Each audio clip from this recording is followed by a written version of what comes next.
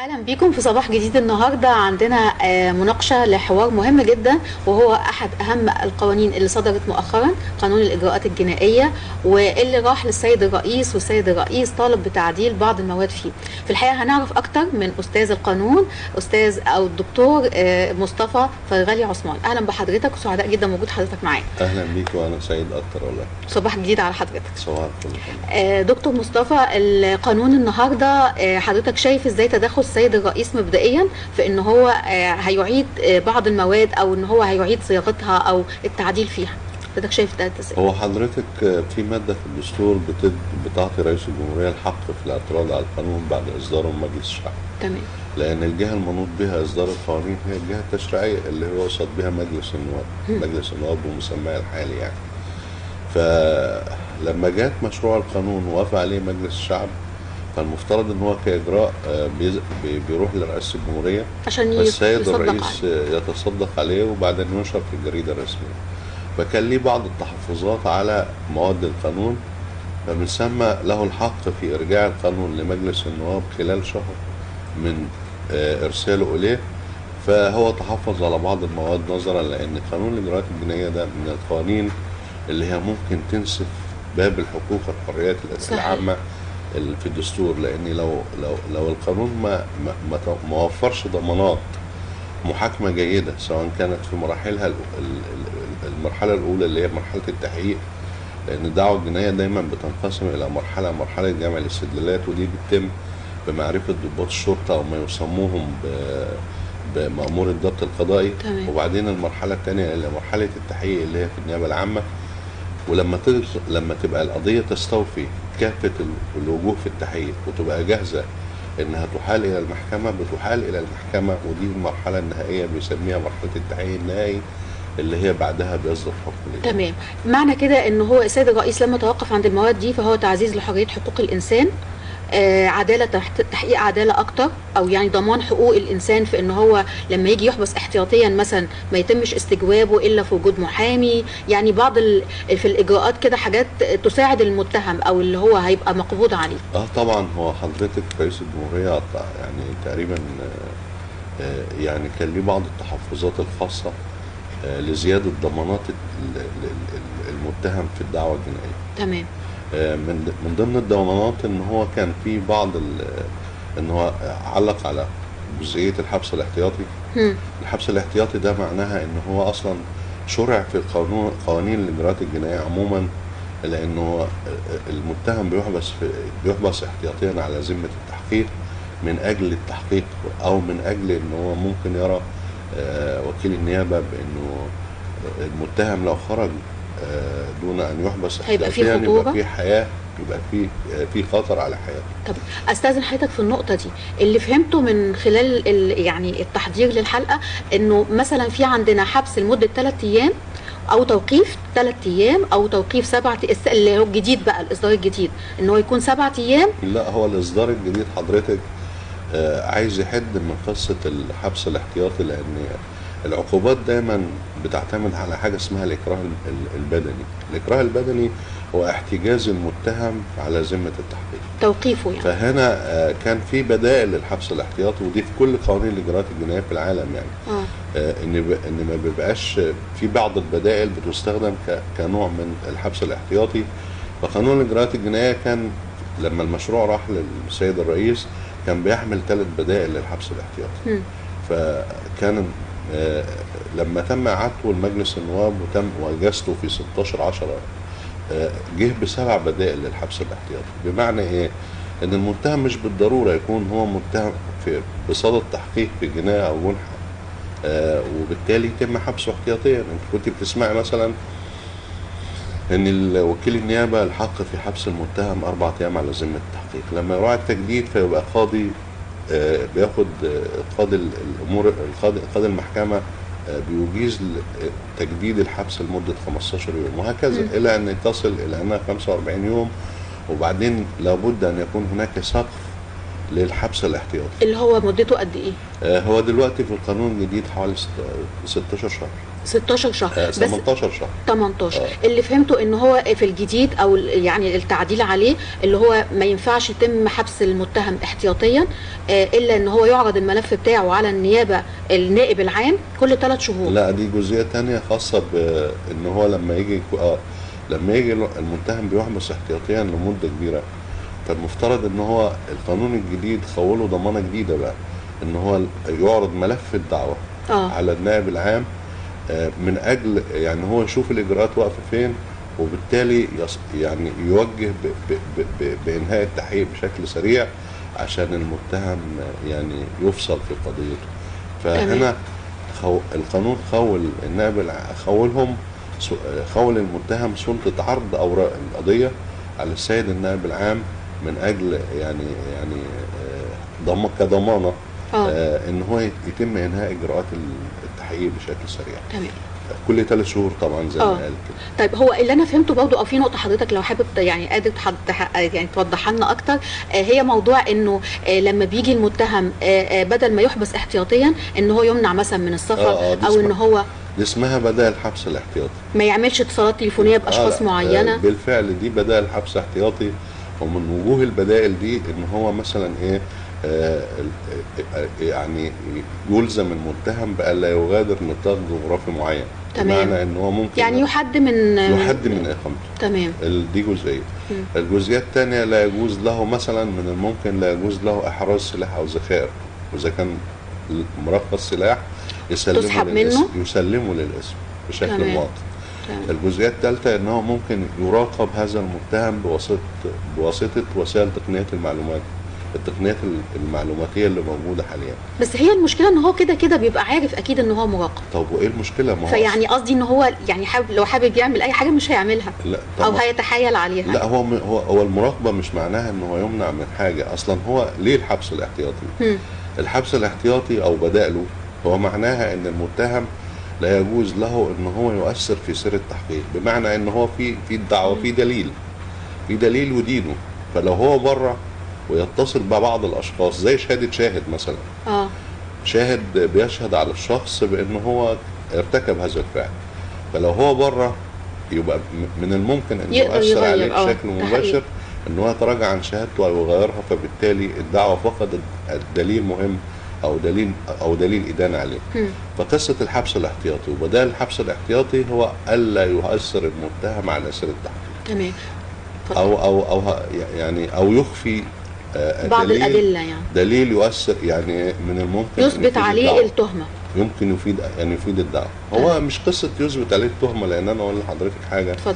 النيابه العامه هي المفترض هي الامينه على الدعوه الجنائيه. اكيد. فبالتالي النيابه العامه لابد انها تتحقق من صحه الواقعه، وان هو ارتكبها بشكل يتوفر فيه الركن المادي والمعنوي والشرعي، من اجل ان تستوفي التحقيقات وتجمع الادله، وتبقى هذه الادله جاهزه او ترجح الاتهام، وبناء عليه تحيلها الى المحكمه. تمام. فدي القصه. تمام. في كمان برضه في القانون الجديد موضوع الحضور المحامي. يعني انا كنت فاهمه ان الموضوع ده موجود من زمان، بس واضح ان هو بقى جديد في التعديلات المؤخره. هو في التحقيق النهائي الخاص بالمحاكمه، اللي هو المرحله بتاعه الفصل في الدعوه امام المحكمه، وجود المحامي في جنايه ضروري، وبالتالي بس من اول لحظه يا فندم. بالتالي هنا حضور المحامي امام جهه التحقيق الاولى اللي هي النيابه العامه، هو بيحضر لمراقبه التحقيق، ولا يجوز له الكلام الا يعني يعني اذا وجهته النيابه او طلبت منه سماع اشياء.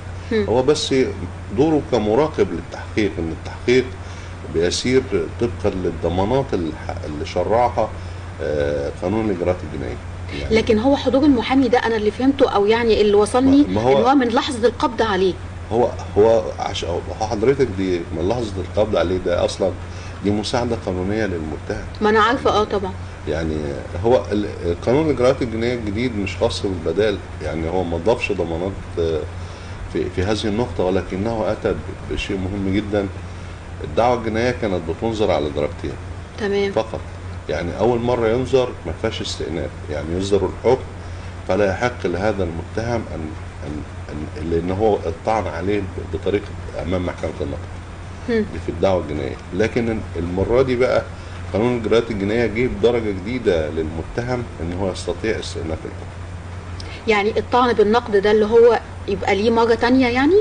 الطعن أو ليه درجة تانية؟ الطعن بالنقد ده ليه طبيعة خاصة، ان لما القضية بيتم الفصل فيها فالحكم هنا بيبقى نهائي واجب النفاذ. تمام. فبالتالي لا يحق له الا الطعن بالنقد. فحالات الطعن في بالنقد بتبقى حالات استثنائية، وهي الخطأ في تطبيق القانون. وطبعا دي حالة مش يعني نسبة وجودها بسيطة جدا، ولما تروح القضية أمام محكمة النقد ما بتناقش القضية من حيث الموضوع، يعني ما بتناقش الشهود اللي هم أدلوا بشهاداتهم أثناء المحاكمة، ما بتناقش الأدلة، لكنها بتناقش هل تم تطبيق القانون بشكل صحيح على واقع الدعوة ولا لا. وبالتالي يعني هو طريق للطعن يكاد يكون يعني نسبته قليلة ان هو بيقبل الطعن. لكن طبعا لما القانون الاجراءات الجنائيه الجديد ده موجود وخول المتهم في جنايه او جنحه في حق الطعن عليه بالاستئناف، ده معناه ان القضيه هتنظر مره ثانيه تناقش بكافه تفاصيلها، فكأنه بيديله فرصه من اول وجديد في المحاكمه، كأنها بتعيد المحاكمه. طيب في كمان نقطة القبض والتفتيش، يعني هو دلوقتي ما بقاش فيه من أي حد حق إن هو يدخل أي مسكن ويفتشه إلا بإذن مسبق. يعني هو ده حضرتك موجود في قانون الإجراءات الجنائية القديم كمان. وأولا الحق في التفتيش أو في الضبط والتفتيش وحق المسكن في حرمته الخاصة أكيد. هنا برضو القانون الجديد أو من أوجه الاعتراض السيد الرئيس عليه ورجوعه إلى جهة التشريع اللي هو مجلس النواب، ما كانش حدد حالات دخول مأمور الضبط القضائي. وهنا نعني بمأمور الضبط القضائي هم أعضاء السلطة، أعضاء ضباط الشرطة ومعاونيهم ومساعديهم، دخول المنازل لحرمة المنازل طبقا لأن القانون أو الدستور بيخول للمنزل حرمة خاصة، يعني لا يجوز تفتيشه إلا بصدور قرار قضائي، وفي نفس الوقت بتكون في أدلة أو في مؤشرات لاتهام بجناية أو جنحة معينة. تمام. طب هو استأذنك، هو حضرتك في القانون القديم كان شكله ايه وبقى ايه في القانون الجديد ايه؟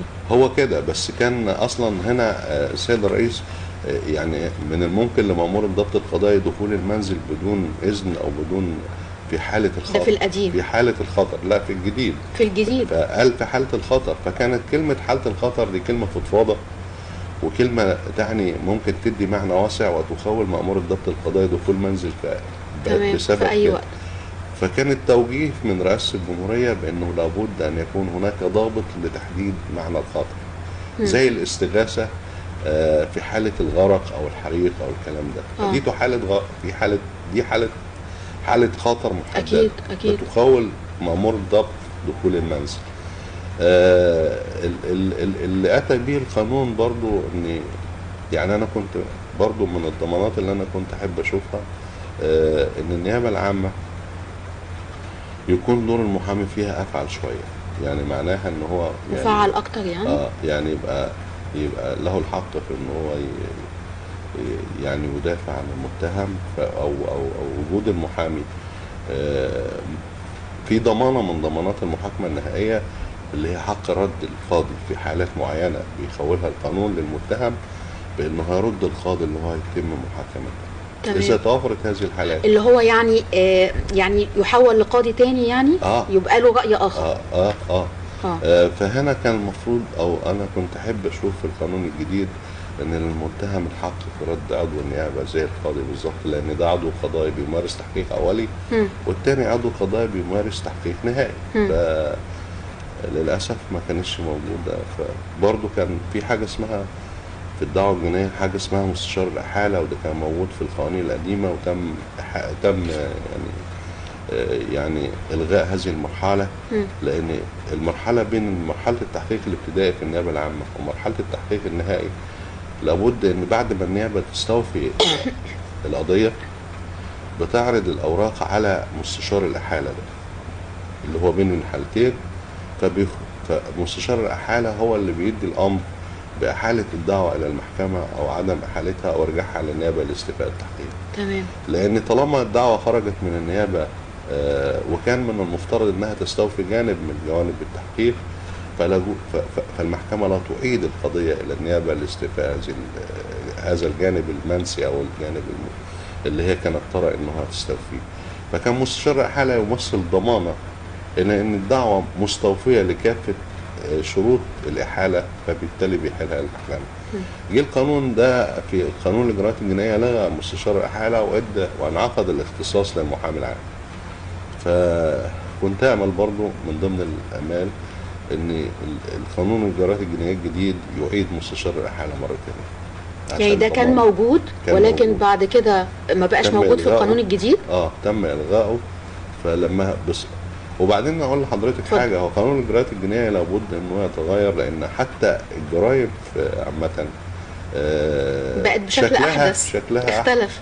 يعني انا ممكن ارتكب جريمه على مش في جرائم تقنيه المعلومات، فدي ممكن ترتكب جريمه جنائيه في هذا الاطار. أكيد. كمان برضو في ادله ممكن تستقى من التقدم السريع للتقنيات المعلومات. فبالتالي هو قانون الإجراءات الجنائية برضو ده قانون بيمحص الدليل ويقبل الدليل وكده. أكيد. عشان كده كمان الإعلان لما كتبوه بعد كده أو قالوا عنه، اتقال إن هو يعلن أو عنه بورقيا وإلكترونيا. ودي كانت من أول طعن السيد رئيس الجمهورية، لربما تكون الإعلان بالشكل لم يصله بالطريقة القديمة. يعني فلا بد إنه يعمل في حالتين أو بالاتجاهين: الإعلان بالطرق التقليدية عن طريق إعلان عن مركز الشرطة، أو إعلان بالطرق الإلكترونية الخاصة بالإيميل والكلام ده. طبعا لأن لحد دلوقتي الشعب المصري كله ما تلاقيش عنده إيميل مثلا، أو ممكن محدش بيستخدم تقنية المعلومات وممكن يكون متعرض فدي ضمانة من الضمانات اللي أغفلها قانون الإجراءات الجنائية لما وافق عليه مجلس النواب وعادها رئيس الجمهورية إلى مجلس النواب من أجل ان الوسيلتين يمشوا في اتجاه او يسيروا في اتجاه موازي. يعني تمام. امال ايه يا فندم اجراءات الغائبين دي او اجراءات الغائبين؟ لا دي مش الغائبين، هي حاجه اسمها، ودي جديده برضه وما كانتش في القانون القديم، اللي هي اجراءات المحاكمه عن بعد. دلوقتي من الممكن ان هو الشخص يحاكم عن طريق وسائل التقنيات الحديثه يعني، ومن الممكن له ان هو يرفض المحاكمه في اول جلسه بهذه الصوره. طب اديني مثال كده يا فندم. يعني مثلا المتهم ما بقاش في قاعه محكمه، والمحكمه يعني هو مثلا مسافر بره وتوجه ليه تهمه مثلا، يعني هو اتهم مثلا في حاجه وهو مسافر، فهيحاكم عن بعد؟ هيحاكم عن بعد عن طريق وسائل الاتصال الحديثه المسموعه والمرئيه، وله الحق. والقانون الإجراءات الجديد ده برضه اداله الحق في الاعتراض على كده، وان هو يستطيع ان هو محتاج يمثل امام القضاء بشكل شخصي يعني. تمام. وهنا طبعا بيربط طبعا. يعني انا عاوز اقول لحضرتك حاجه، احنا دايما بنشوف النيابه العامه عندها كاتب للتحقيق ويدون ما يقول، والشخص يمضي عليه. طب ما في وسائل تقنيه حديثه انه ممكن يتم، ودي في كل النظم القانونيه اللي موجوده في الدول المتقدمه، يستطيع ان هو ياخد اقواله عن طريق وسائل الاتصال بتسجيل يعني مثلا. بس هنا القانون بس افرض تنصل عن الحكايه دي او يعني هرب او لا مش هيتنصل، لان ده صوت هو بيقوله فبيتم تسجيله، او عن طريق يعني اللي ما يسمى بالزوم ميتنج يعني. زي تمام. بس شروط الاجراء المحاكمه عن بعد لابد انها تراعي ضمانات المحاكمه الجنائيه. بمعنى ايه؟ ان التحقيق في البدائي اللي بيتم امام النيابه العامه لابد ان يكون سري، يتوفر فيه صفه السريه. التحقيق النهائي لابد ان يتوفر فيه صفه العلنيه، حكم علنيه اكيد، والمرافعه شفهيه. صحيح. فبالتالي برضه هو يعني دي ضمانات قانونيه موجوده. اي نظام قضائي في العالم لابد ان هو يراعيها. تمام. لكن ما تم الاعتراض عليه من قبل السيد رئيس الجمهورية وإعادة مشروع القانون إلى مجلس النواب لإعادة الصياغة وتحقيق الواقع، كان دراسة هي مستفيضة من أجل توفير ضمانات كان أغفلها قانون الإجراءات الجنائية في شكله الصادر من مجلس النواب اللي هو في سبتمبر. تمام.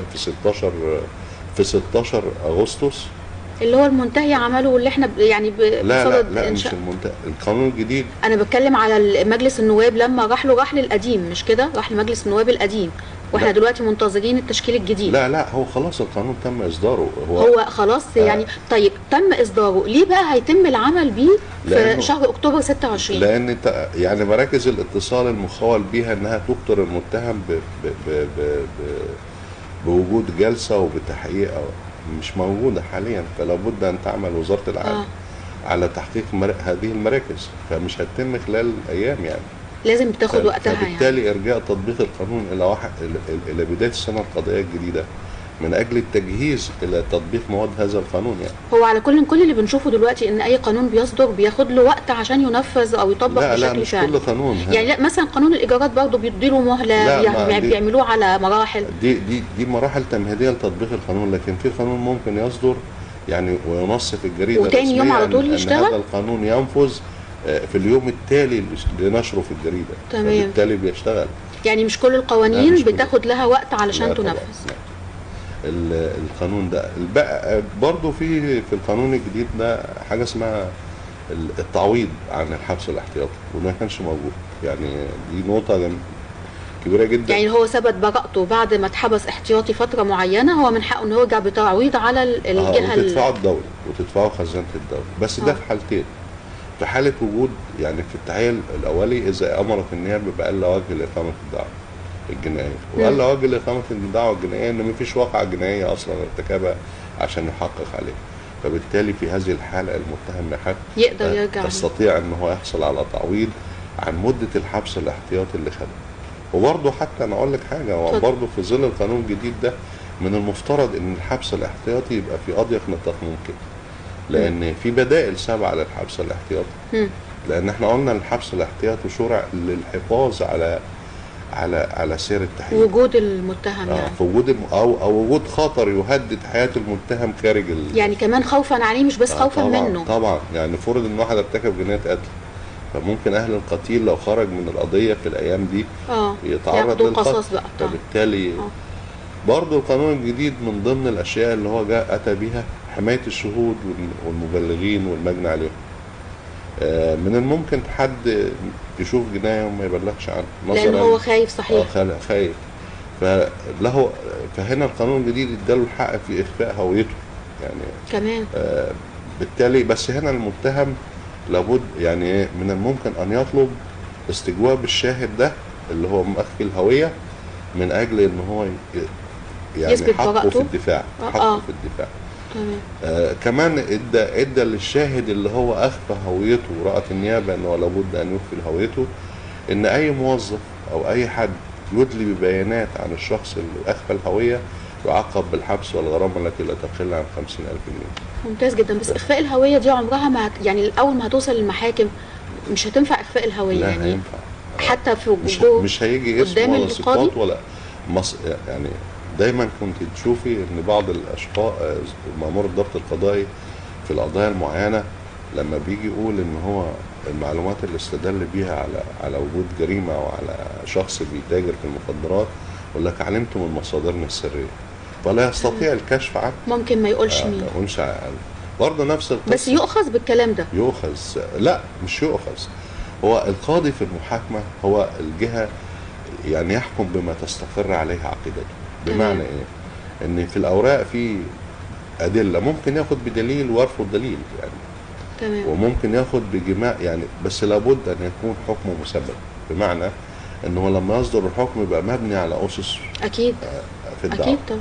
فالمساله مساله معقده ومتشابكه، لكن انا استطيع اقول لك ان قانون الاجراءات الجنائيه في شكله العام اولا لو قانون الاجراءات الجنائيه صدر بشكل معيب او بشكل ناقص في الضمانات القانونيه بينسف زي ما قلت لحضرتك كده الحقوق والحريات العامه. صحيح. ودي مساله يعني مساله ممكن تهدد المجتمع بشكل غير عادي. انا طبعا بامانه يعني السيد رئيس الجمهوريه لما يعيد قانون الاجراءات الجنائيه يبقى حتى نستشعر انه حريص جدا على إقامة دولة القانون. أكيد. وعلى تحقيق ضمانات المحاكمة العادله والنزيهه والنجزه في صحيح. نفس الوقت. لكن لما يبقى عندنا تشريع بشكل محترم وصياغه محترمه، يبقى احتاج الى تطبيق بشكل محترم وصياغه محترمه. التطبيق ده ياتي منين؟ ده ياتي من مأمور الضبط القضائي اللي هو بيعمل القضيه اصلا في مرحله جمع الاستدلالات، انه يبقى عارف الاجراءات لان معظم القضايا الجنائيه بتطلع من عيب في الاجراءات. يعني مأمور الضبط القضائي اخطا في التفتيش، تمام، اخطا في القبض مثلا، فهتلاقي المحامي دايما يطعن أيوة. على بطلان الضبط والتفتيش. صحيح. ودي الحاله الثانيه اللي انا بقول لك يستوجب فيها المتهم التعويض في حاله الحكم عليه بالبراءه لاسباب موضوعيه. بمعنى ايه لاسباب موضوعيه؟ يعني البراءه تكون تستند الى انه ليس هناك واقعه اجراميه ارتكبها هذا الشخص، ولكن اذا كانت البراءه لاسباب اجرائيه بمعنى خطا في الضبط، خطا في التفتيش، اسباب اباحه، موانع مسؤوليه، فبالتالي لا يستحق التعويض. هم حالتين اللي بيستحق. تمام. اذا قانون الاجراءات القانونيه او الجنائيه الجديد فهو ان شاء الله هيكون في صالح المواطن المصري. هو مش ده صالح المواطن المصري والمجتمع المصري، وفي صالح حتى شكلنا امام الدول الاخرى. لان احنا لما تيجي تقيم النظم القانونيه فرض ان في شخص برضه جاب او في القانون الجديد حاجه اسمها التعاون الدولي، التعاون القضائي الدولي. تمام. يعني يبقى في تعاون بين الدول مثلا في تسليم متهمين او حاجات زي كده. يعني هنا ممكن تقولي ايه، لو احنا صدر ضدنا حكم او صدر من القضاء بتاعنا حكم، من الممكن دوله من الدول لو احنا ما عندناش قانون جيد ما ترضاش تنفذ الحكم وتقول لك ده حكم يعني صادر بدون ضمانات، فبالتالي تطبيقه ظالم يعني. اكيد. دكتور مصطفى فرغلي عثمان، كل السعاده وكل الاحترام لوجود حضرتك معانا، خدنا وقتك بس سعداء جدا بتوضيح حضرتك حاجات كتيره جدا ممكن تكون احنا مش فاهمينها، حتى الساده المشاهدين ممكن يكونوا برضو لسه عايزين يعرفوا اكتر. هو حضرتك فكل السعاده لوجود حضرتك. ربنا يخليك يا فندم. هو قانون الاجراءات الجنائيه المسائل الكلام فيه محتاج وقت طويل طبعا. اكيد بس ارجو ان انا اكون لا ده حضرتك شرفتنا ونورتنا، واهلا بيك دايما معانا في صباح جديد. صباح جديد على حضراتكم، صباح الحريات، صباح الحقوق.